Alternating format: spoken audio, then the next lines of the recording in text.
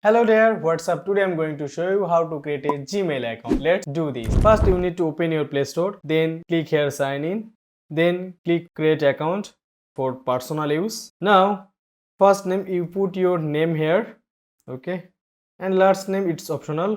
Then click on next. Now put your birth date here, then here your gender. Now type here your username, what you like to see. I put my name, okay, then click on next. Now type your password, then click on next. Now you can add your phone number here, or if you don't want to add your phone number, just click on skip, then click on next, scroll down, then click on I agree, then scroll down, then click on accept. So here your Gmail account is ready. Now you can download any application from Play Store. Even you can use Gmail service, Google service from your Gmail ID.